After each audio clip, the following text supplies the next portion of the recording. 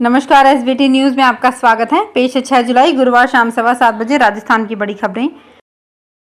Congress party अध्यक्ष मल्लिकार्जुन खड़गे और पूर्व प्रमुख राहुल गांधी सहित शीर्ष कांग्रेस नेताओं ने चुनावी रणनीति और तैयारियों पर चर्चा करने के लिए राजस्थान के नेताओं के साथ एक महत्वपूर्ण बैठक की। इस साल के अंत में राज्य में विधानसभा चुनाव होने हैं।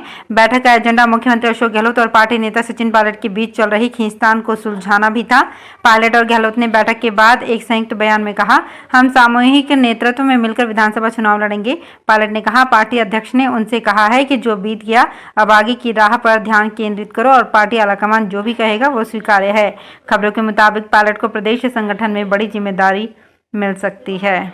बैठक में सचिन पायलट भी मौजूद रहे। हालांकि सीएम अशोक गहलोत जो अपने दोनों पैरों की उंगलियों में फ्रैक्चर के कारण बैठक में नहीं जा सके, वीसी के जरिए अपनी उपस्थिति उन्होंने दर्ज करवाई। केंद्रीय मंत्री गजेंद्र सिंह शेखावत के मानहानि मामले में राजस्थान के मुख्यमंत्री अशोक गहलोत को समन जारी किया गया है। दिल्ली के राउज एवेन्यू कोर्ट ने अशोक गहलोत को 7 अगस्त को कोर्ट में पेश होने का निर्देश दिया। न्यायाधीश हरजीत सिंह जसपाल की कोर्ट ने समन जारी किया। शेखावत ने गहलोत के विरुद्ध मानहानि की शिकायत दर्ज कराई थी। इससे पहले दिल्ली पुलिस ने कोर्ट में तथ्यात्मक रिपोर्ट सौंपी थी। केंद्रीय जल शक्ति मंत्री गजेंद्र सिंह शेखावत ने हाल ही में कथित संजीवनी घोटाले पर टिप्पणी के साथ उन्हें बदनाम करने के लिए राजस्थान के सीएम अशोक गहलोत के खिलाफ आपराधिक मानहानि का मामला दायर किया था। राजस्थान में 5वें वेतन आयोग के तहत कार्यरत कार्मिकों तथा पेंशनर्स को जनवरी 2023 से बढ़ा हुआ महंगाई भत्ता मिलेगा। मुख्यमंत्री अशोक गहलोत ने इस संबंध में प्रस्ताव का अनुमोदन किया है। प्रस्ताव के अनुसार 5वें वेतन आयोग तथा राजस्थान सिविल सेवा नियम 1998 के अंतर्गत कार्यरत राज्य कर्मचारियों और पेंशनर्स के महंगाई भत्ते अथवा महंगाई राहत की दर में बढ़ोतरी को मंजूरी दी है। अब ऐसे राज्य कर्मचारियों एवं पेंशनर्स को 1 जनवरी 2023 से 396% से बढ़ाकर 412% महंगाई भत्ता एवं महंगाई राहत की दर का भुगतान होगा। उच्चतम न्यायालय ने आज गुरुवार को कहा कि वो दिल्ली की आम आदमी पार्टी सरकार की उस याचिका पर 10 जुलाई को सुनवाई करेगा जिसमें राष्ट्रीय राजधानी दिल्ली में भारतीय प्रशासनिक सेवा के अधिकारियों के स्थानांतरण तथा नियंत्रण के मामले में केंद्र सरकार के अध्यादेश के संवैधानिक वैधता को चुनौती दी गई है। इस अध्यादेश के जरिए आईएएस अधिकारियों के स्थानांतरण और नियंत्रण का अधिकार एक तरह से उपराज्यपाल को दिया गया है। देश में विपक्ष की लामबंदी की कोशिशों के बीच हो रहे संसद के मॉनसून सत्र से एक दिन पहले सरकार ने 19 जुलाई को सर्वदलीय बैठक बुलाई है। मॉनसून सत्र 20 जुलाई से शुरू होकर 11 अगस्त तक चलेगा और इस दौरान कुल 17 बैठकें होंगी।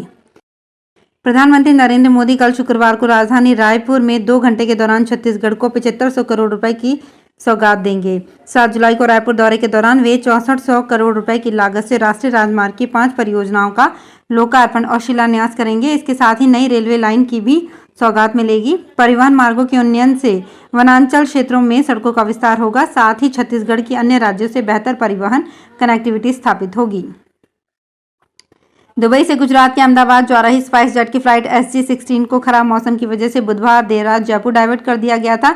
इसके बाद 8 घंटे से ज़्यादा वक्त तक फ्लाइट रीशेड्यूल नहीं की गई। इधर ड्यूटी पूरी होने पर पायलट भी फ्लाइट छोड़कर चले गए। इससे नाराज 140 से ज़्यादा पैसेंजर्स ने गुरुवार को जयपुर एयरपोर्ट पर हंगामा कर दिया। मामला बुधवार देर रात करीब 1:30 बजे का है। 15वीं राजस्थान विधानसभा का 8वां सत्र 14 जुलाई सुबह 11 बजे से बुलाया गया है। इस संबंध में राजस्थान विधानसभा के प्रमुख सचिव महावीर प्रसाद शर्मा ने 5 जुलाई को राज्य राजपत्र में एक अधिसूचना प्रकाशित की थी। इस विधानसभा बैठक के लिए देश की राष्ट्रपति द्रौपदी मुर्मू को न्योता भेजा गया है। आज गुरुवार को राष्ट्रपति द्रौपदी मुर्मू का कार्यक्रम जारी कर दिया जाएगा। राजस्थान को दूसरे सबसे बड़े एक्सप्रेसवे की सौगात देने के लिए प्रधानमंत्री नरेंद्र मोदी 8 जुलाई को बीकानेर दौरे पर आ रहे हैं, लेकिन एक्सप्रेसवे पर पीएम मोदी विमान से लैंड नहीं करेंगे। वो उनाल एयरपोर्ट से हेलीकॉप्टर से ग्रीनफील्ड एक्सप्रेसवे तक पहुंचेंगे। अगर मोदी सेना के विमान से एक्सप्रेसवे पर लैंड कर पाते हैं तो वे ऐसा करने वाले देश के पहले प्रधानमंत्री बन जाते हैं। अधिकारियों ने माना कि पीएम मोदी सेना के विमान से एक्सप्रेसवे पर लैंड नहीं कर पाएंगे क्योंकि एक्सप्रेसवे पर विमान उतारने के लिए एयर स्ट्रिप नहीं है। साथ ही उस एरिया में हाई टेंशन लाइनें भी हैं। अलवर जिले में सरिस्का टाइगर रिजर्व में एक बार फिर बाघ के शावकों की चहलकदमी दिखाई पड़ सकती है। चर्चा है कि पिछले दिनों एक बाघिन ने शावकों को जन्म दिया है, लेकिन कैमरा ट्रैप में पूरी तरह नहीं आने के कारण सरिस्का प्रशासन इसकी पुष्टि नहीं कर रहा है। हालांकि बाघिन की निगरानी के लिए वन कर्मियों की 2 टीमों को तैनात करने की चर्चा है। राजस्थान रोडवेज कर्मियों ने 7 माह बाद एक बार फिर आंदोलन का बिगुल फूंक दिया है। रोडवेज के हिंडौन सिटी डिपो के बाहर बुधवार दोपहर हुई राजस्थान रोडवेज के श्रमिक संगठनों के संयुक्त मोर्चा की बैठक में श्रमिक नेताओं ने आंदोलन की रूपरेखा की घोषणा कर दी। इसके तहत क्रमिक रूप से धरना प्रदर्शन किए जाएंगे। एक्ट की स्थानीय शाखा के सचिव सत्यवीर सिंह डागुर ने बताया कि गत वर्ष 11 सूत्री मांगों को लेकर चल रहे आंदोलन को रोडवेज निगम के प्रबंध निदेशक के लिखित आश्वासन पर 23 नवंबर को स्थगित किया गया था। राजस्थान रोडवेज ने Sanjivani multi state credit cooperative society प्रकरण में केंद्रीय जल शक्ति मंत्री गजेंद्र सिंह शेखावत सहित अन्य आरोपियों की गिरफ्तारी पर रोक जारी करते हुए सुनवाई 2 अगस्त तक टाल दी। याचिकाकर्ता की ओर से राज्य सरकार के प्रार्थना पत्रों का जवाब देने के लिए 3 सप्ताह का समय मांगा, जिस पर कोर्ट ने यह आदेश दिया। राजस्थान के पर्यटन मंत्री विश्वेंद्र सिंह ने कहा कि बजट घोषणाओं का समयबद्ध क्रियान्वयन राज्य सरकार की सर्वोच्च प्राथमिकता है। उन्होंने कहा कि राज्य सरकार पर्यटन को बढ़ावा देने के साथ ही यहां की कला, संस्कृति और प्राचीन विरासत को देश दुनिया में नई पहचान दिलाने के लिए प्रतिबद्धता के साथ काम कर रही है। पर्यटन मंत्री श्री सिंह की अध्यक्षता में गुरुवार को सचिवालय स्थित मंत्रालय भवन में पर्यटन विभाग की बजट घोषणाओं की समीक्षा बैठक आयोजित की गई। राजस्थान के मुख्यमंत्री अशोक गहलोत ने दिव्यांगों के लिए संचालित अनुदानित शिक्षण संस्थाओं को ब्रेल पुस्तकें एवं खेल सामग्री उपलब्ध कराने के लिए वित्तीय प्रस्ताव को मंजूरी प्रदान की। इसमें 2 करोड़ 7 लाख रुपए की लागत आएगी।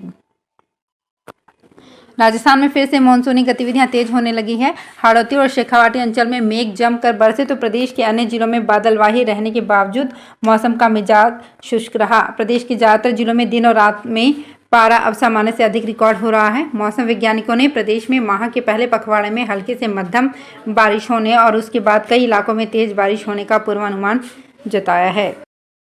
तो फिलहाल इस बुलेटिन में इतना ही, फिर हाजिर होंगे कुछ और बड़ी खबरों के साथ।